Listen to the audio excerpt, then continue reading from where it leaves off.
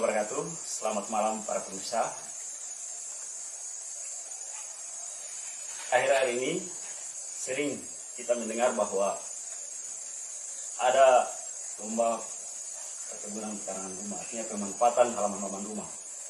Malam hari ini kami bersama Bang Iwan, ini sudah tidak asing lagi di Kabupaten Kolaka, dan juga ada seorang pemuda. Nah, ini saking berpikirnya untuk masyarakat sehingga masih bujang sampai sekarang.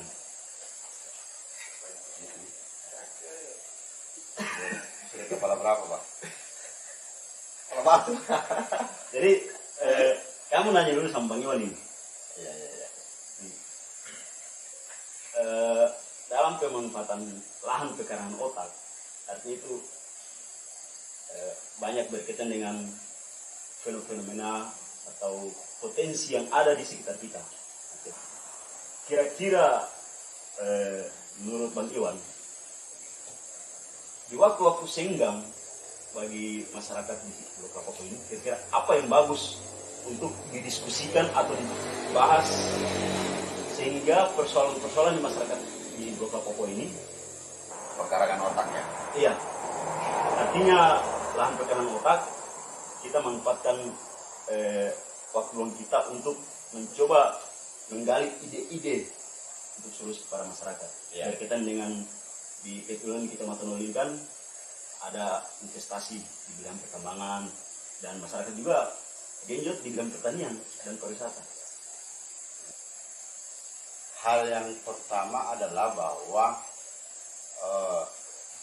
wacana diskusi malam ini itu menandakan bahwa ada asumsi bahwa kita di sini tuh di Wolo khususnya dan sekitarnya ada fenomena banyaknya lahan-lahan Ya, atau pekarangan di sekitar otak ya. yang tidak termanfaatkan. Itu yang Kira-kira seperti itu.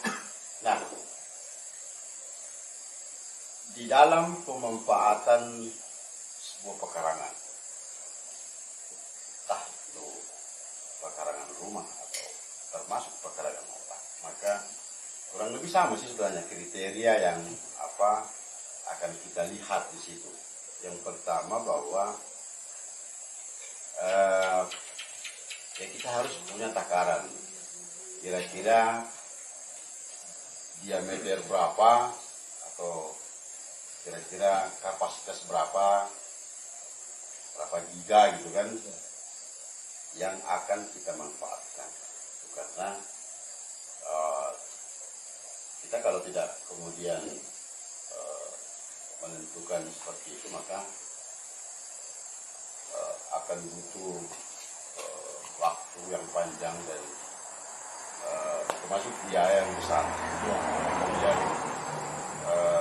menggarap keseluruhan yang ada. Makanya kalau otak kita analogikan sebagai rumah, maka ya kira-kira di kisaran 40 meter persegi lah itu harus kita manfaatkan. Itu kriteria pertama. Kriteria kedua adalah selain tadi itu maka jenis-jenis tanaman Ya. atau jenis-jenis informasi yang akan kita tanam di dalam ruang-ruang halaman otak kita itu harus jelas, dan harus kalau kita mempunyai target harus terklasifikasi, Ya. jangan serampangan kita tanam. Berarti kriteria pertama itu mengenai cakupan otak kita, Ya, jangkauan tentukan dulu ya. berapa giga yang akan kita. Jangkauan. Yang kedua berarti mengenai apa saja yang mampu otak kita serap ini. Bukan apa saya yang mampu, tetapi tanaman-tanaman apa Ya, yang perlu ditanamkan di yang perlu otak. ditanam di otak kita, ya kan? Apakah di situ mayoritas bunga atau obat-obat tradisional? Berarti tergantung dari hobi masing-masing ini. Tergantung dari hobi masing-masing dan konsensus sebenarnya, Ya. kesepakatan yang kita bangun bahwa di Kecamatan Wolo ini kita ingin seperti ini. Misalnya, kita ingin lahirnya otak-otak yang mampu berpikir tentang bagaimana memanfaatkan sumber-sumber daya alam misalnya. Kan kalau berkaitan dengan misalnya pekarangan rumah kan, yang pertama itu dilihat kondisi lahan dan bagaimana potensi yang ada di situ. Ya, Ketika kita mau merubah ke, misalnya mau merubah ke potensi lain, apakah itu misalnya dari lahan pertanian kita mau alihkan ke dalam pembangunan, maka harus ada upaya yang besar dan kos yang besar. dan kalau misalnya dalam suatu masyarakat itu memang punya sebuah karakteristik yang khas, taruhlah misalnya taruhlah karakter masyarakat kita misalnya di sini selain eh, motivasi berekonominya kuat misalnya, taruhlah di sini misalnya masyarakatnya religi, Ya. maka seluruh instrumen-instrumen informasi yang akan kita tanam di otak kita itu paling tidak lari dari karakteristik dasar itu, Ya. termasuk misalnya ketika kaitannya dalam merespon informasi-informasi atau perkembangan-perkembangan yang datang dari luar, maka tanpa menafikan bahwa kita pun sangat merespon itu dan sangat menerima perubahan-perubahan itu, tetap bagaimana respon-respon kita itu lahir dari pemikiran-pemikiran yang akarnya adalah karakteristik khas religi. Jadi, Bagaimana? Ya, jadi terima kasih. Saya pernah juga mendapatkan sebuah literasi terkait bagaimana menyimpulkan satu pemikiran masyarakat. Ada beberapa teknik, contohnya kita sebut CIPPO, ICIPPO. Itu secara konteks bagaimana, secara inputnya bagaimana, outputnya bagaimana, prosesnya bagaimana, outputnya bagaimana, dan yang paling penting cara berpikir orang itu bagaimana, outcastnya. Outcastnya ini artinya bagaimana hasil pemikiran dia bermanfaat dan bernilai untuk dia, kehidupan dan kesejahteraan. Ada sebuah filosofi misalnya telur. Ketika pecah dari luar, yang di dalam itu akan mati. Makhluk hidup yang di dalam itu akan mati. Dan ketika pecah dari dalam, makhluk hidup yang di dalam itu akan hidup. Jadi ketika masuk informasi-informasi dari luar, namun dari individu pemuda itu sendiri belum dia tidak sanggup hadapi itu, dia belum ketahui ilmu tentang ini informasi-informasi dari luar ini kan rawan nih. Maka kira-kira langkah apa yang sangat strategis untuk memanfaatkan kekarangan otaknya pemuda ini? Lain tadi saya menyikapi hal-hal yang dari luar, baik dari dalam, pengaruh-pengaruh dari luar dari dalam, informasi luar dan informasi dari dalam. Dia harus punya, memang dari segi informasi dia harus memadai. Yang kedua persoalan inputnya. Bagaimana sarana dan prasarana mereka untuk mendapatkan informasi yang luar.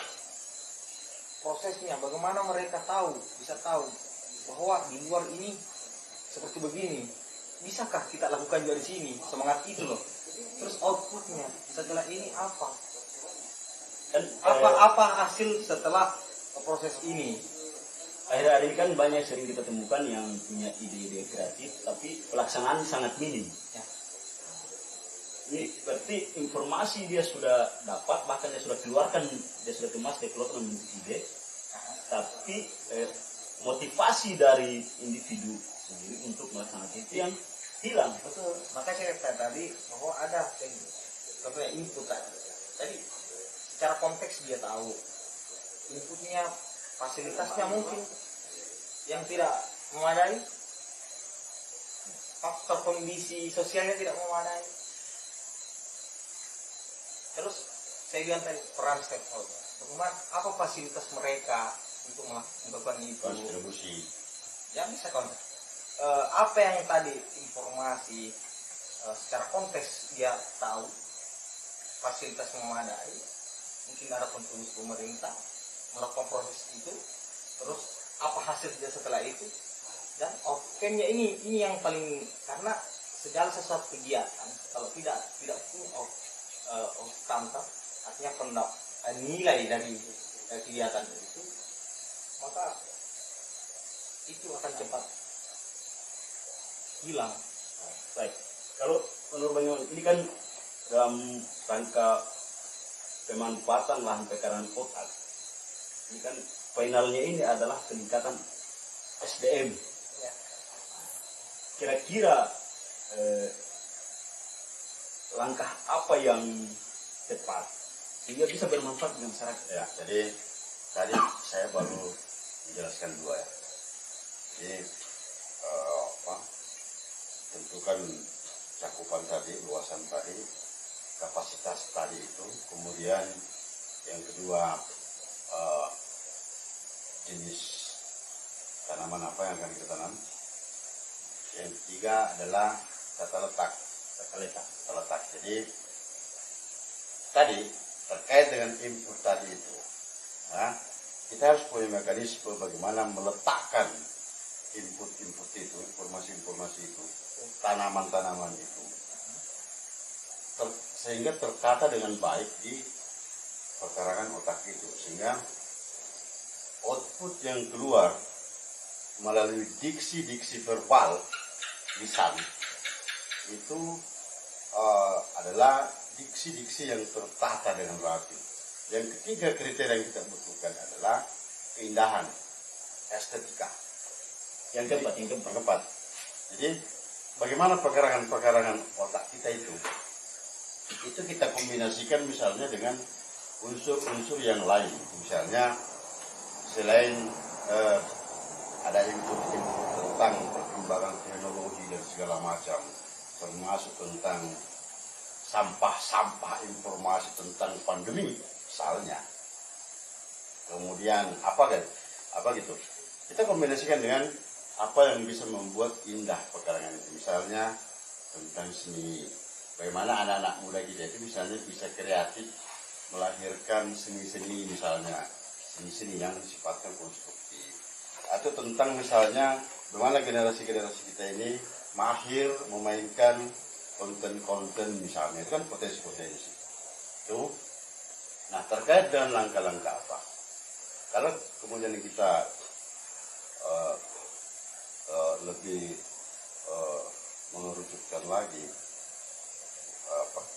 diskusi ini, maka saya ingin mengatakan bahwa memang kita butuh gagasan-gagasan baru. Sebenarnya tidak baru, tetapi gagasan-gagasan yang sesungguhnya urgen, tapi selama ini kita tidak anggap urgen. Misalnya, saya kalau tanya pemuda dan tanya Bang Sugi Ilyas, Itu yang keren. Bang Sugi Ilyas. Sekarang kalau saya tanya, hari ulang tahun Wolo jatuh tanggal berapa? Saya tanya pemuda, tahu nggak? Tanggal berapa, bulan berapa? Artinya apa? Dari sisi kesejarahan, ya kan? Ya. Sesungguhnya kita ini minus. Masa tanggal kelahiran daerah kita belum ada suatu referensi yang akurat untuk kemudian kita sepakati rame-rame, Sehingga bisa dijadikan acuan ke depan. ya. Nah, terkait dengan itu misalnya, salah satu bentuk penataan pekarangan tadi itu misalnya kita bikin sayembara tentang penulisan sejarah lokal Wolo misalnya. Berarti bisa dikatakan bahwa sejarah ini menjadikan salah satu tanaman Ya, di pekarangan otak. referensi tentang sejarah itu harus jelas. Yang kedua, karena ke depan ini kita kelihatannya bolehnya akan menjadi sebuah sentra industri yang notabene itu berpotensi menjadi sebuah kota modern. Potensi sekali Wolo ini, jangan salah. Iya, sangat potensi. Nah, ada efek-efek yang suka atau tidak suka akan lahir dari hadirnya investasi itu atau dengan hadirnya sebuah kondisi industri nanti ini. Apa yang kemudian kita akan lakukan? Sangat penting, karena di sini kita mayoritas Muslim. Di setiap desa-desa di lingkar tambang ini ada rumah tahfiz yang dikelola secara profesional, sehingga ke depan itu generasi muda kita ini kita tidak perlu lagi khawatir dengan dampak-dampak negatif yang biasanya dihadirkan oleh sebuah kawasan industri. Kenapa? Kita sudah bentengi generasi tadi dengan hal-hal seperti itu. Yang ketiga misalnya, gagasan apa yang kita perlukan di sini misalnya? Kita lihat Sulawesi Tenggara ini sudah ada beberapa ikon wisata yang bagus, termasuk di salah satu di Wolo ada Tamborasi. Tapi kalau kita lihat potensi-potensi wisata yang lain, itu masih sangat banyak. Di Lurina sudah mulai ada terobosan di sana. Ya. Nah, penting sebenarnya teman-teman muda ini memarketingkan potensi-potensi ini, sehingga apa?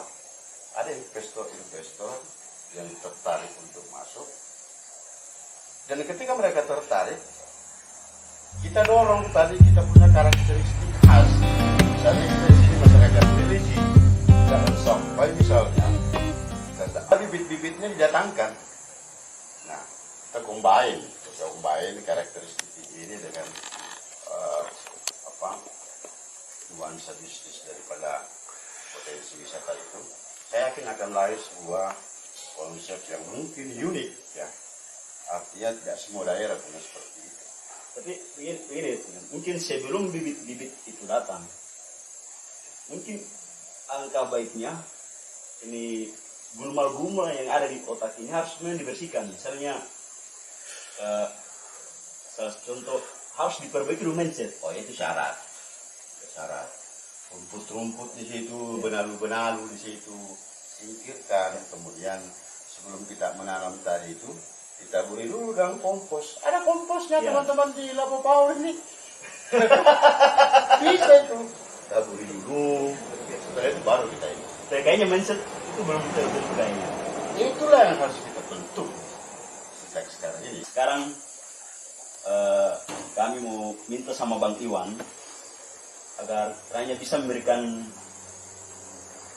kiat-kiat atau saran sehingga masyarakat luas ini memanfaatkan lahan pekarangan otaknya sehingga berguna bagi dia sendiri dan masyarakat lain. Kira-kira apa kiat-kiat? Pertama, segala sesuatunya harus dimulai dari diri sendiri. Kan? Jadi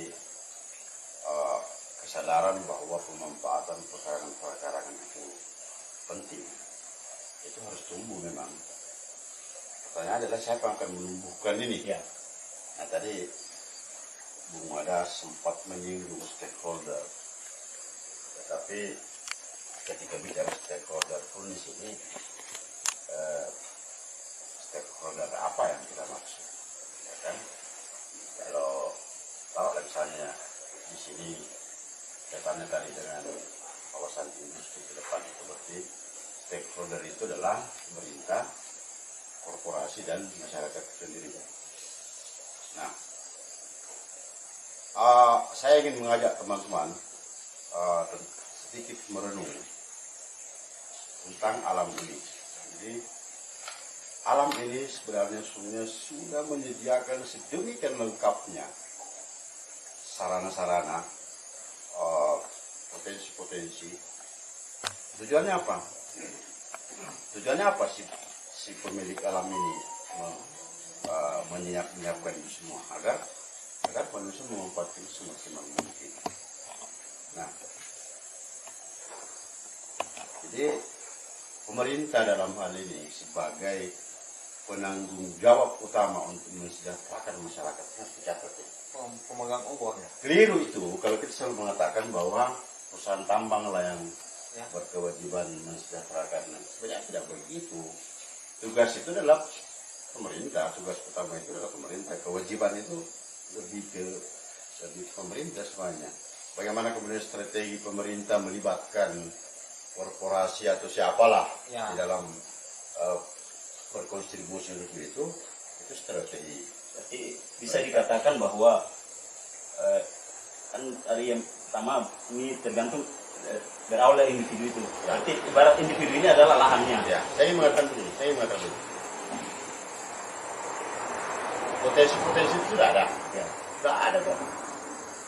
Nah, pemerintah sebagai penanggung jawab tadi itu kembali lagi ke alam semesta ini.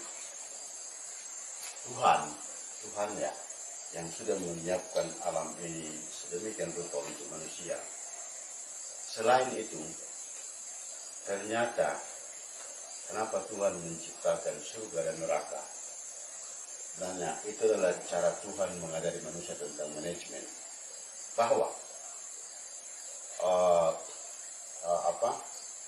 manusia itu butuh reward and punishment, ya.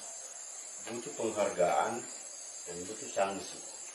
Nah, ketika kita kaitkan dengan stakeholder dalam hal pemerintah, kalau misalnya teman-teman pemuda atau masyarakat sudah memperlihatkan kreasi-kreasinya, ya kan, sudah menunjukkan potensi-potensinya, karya-karyanya, seyogyanya pemerintah itu, termasuk mungkin di dalamnya ada perusahaan tadi ada, itu kemudian memberi penghargaan terhadap itu. Jangan kemudian hanya memandang dari jauh, berdecak kagum sih iya, tetapi tidak ada kontribusi yang jelas sehingga masyarakat itu, pemuda-pemuda itu tadi yang melahirkan karya merasa dihargai. Nah, ini yang penting. Satu. Yang kedua, termasuk misalnya ada oknum-oknum masyarakat yang kemudian tadi ini justru menebarkan virus-virus yang kira-kira akan merusak tanaman-tanaman yang mulai ditanam di pekarangan otak-otak masyarakat ini, itu harus diberi sanksi. Diberi sanksi, contoh misalnya, saya sangat berharap termasuk dari ya, kepolisian tegas tentang kecenderungan mulai maraknya narkoba. Ya. Di Kecamatan Mulai harus tegas, Pak. Termasuk pekerja-pekerja tambang. Kalau perlu adakan sidak mendadak. Siapa tahu ya. Dalam rangka apa? Jangan sampai tanaman-tanaman kita ini Terkena virus. terkena Terkena virus hama. ini. Masyarakat sudah mulai memanfaatkan lahan pekarangan otaknya. Tapi tiba-tiba ada virus-virus yang merusak itu. Nah, Narkoba salah satu virus. intinya adalah kalau ada istilah bahwa kita perlu melahirkan sebuah masyarakat yang mandiri, saya ingin mengatakan bahwa tidak hanya seperti itu, tetapi kita harus melahirkan masyarakat yang kolaborator. Artinya hari ini kita tidak bisa lagi berdiri sendiri-sendiri. Kita tidak bisa lagi egois bahwa intinya seperti itu. Kita tidak bisa lagi. Harus ada kolaborasi, harus ada sinergi. Jadi tujuan hasil akhir daripada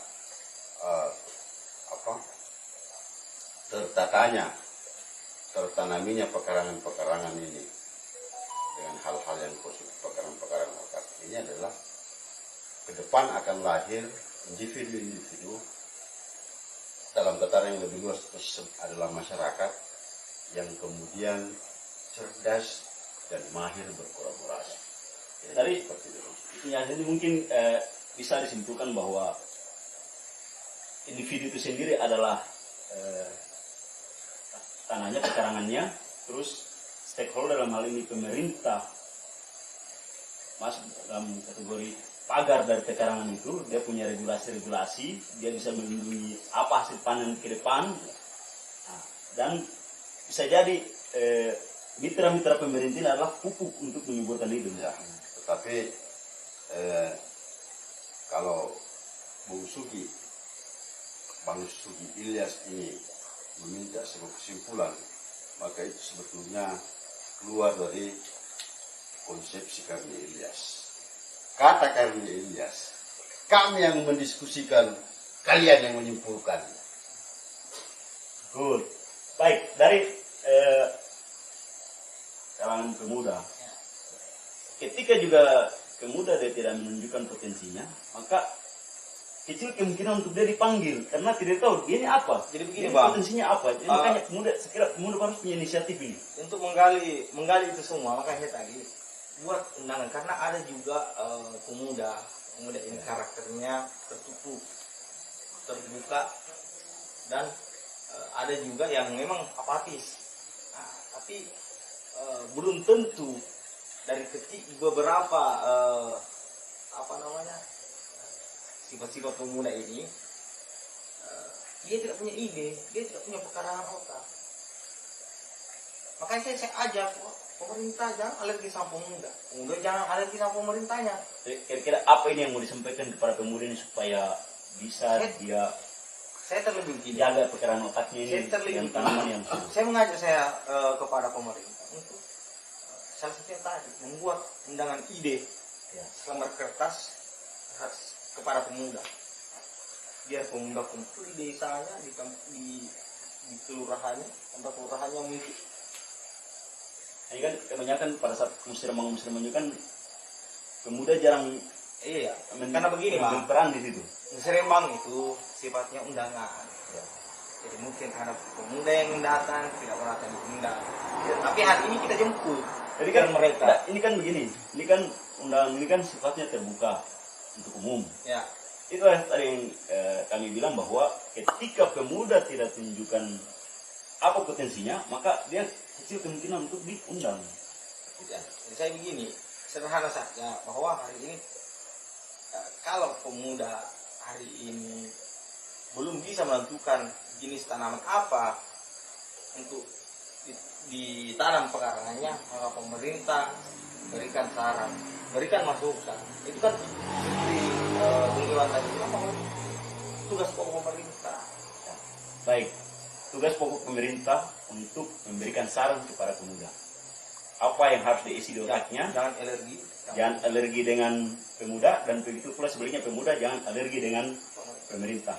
Itulah tadi bincang-bincang kami secara singkat dengan Satu hal, saya ingin tantang pemuda.